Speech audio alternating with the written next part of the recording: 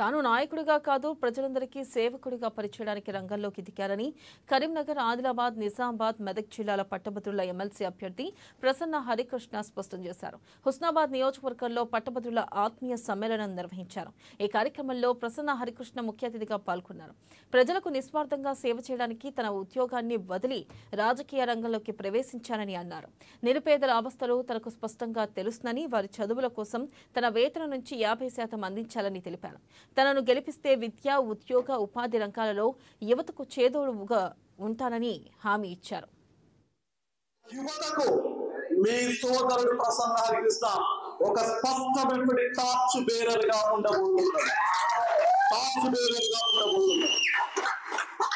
మరి మీరు అనుకుంటున్నారు కదా, బీసీ వాదం కేవలం పేపర్లకు మాత్రమే పరిమితమైంది అని చెప్పేసి, బీసీ వాదం కేవలం మీటింగులకు మాత్రమే పరిమితం అయ్యింది అని చెప్పేసి, మరి బీసీ వాదం ఎలా ఉంటుందో ప్రసన్న హరికృష్ణ గెలుపులో తెలంగాణ రాష్ట్ర ప్రజలు చూస్తారు అని ఈ వేదిక ద్వారా మీ అందరికీ కూడా నేను చెప్పదలుచుకున్నా.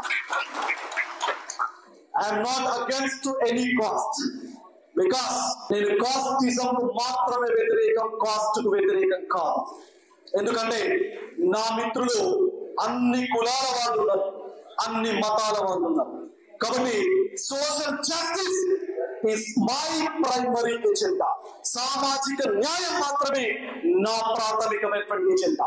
కాబట్టి భవిష్యత్తు లోపల తప్పనిసరిగా సామాజిక న్యాయం దిశగా ప్రసన్న హరికృష్ణ మీ ముందుంటాడు అని చెప్పేసి మీ అందరికీ కూడా నేను చెప్పదలుచుకున్నాను. అయితే చివరిగా ఒకే ఒక మాటతో నేను ముగించేపటి ప్రయత్నం చేస్తా. 100,000 కోట్ల రాజకీయాలు నడుస్తా ఉన్నా. ఇంతకుముందే మా మిత్రులు చెప్పారు, 100,000 కోట్ల రాజకీయాలు ఉన్నాయి. అంగబలం, అర్ధబలం ఉంది, మజిల్ పవర్ ఉంది, మనీ పవర్ ఉంది. మరి ఎట్లా తట్టుకుంటాడు ప్రసన్న హరికృష్ణ అని చెప్పేసి మీ అందరికి కూడా చెప్తా ఉన్నా.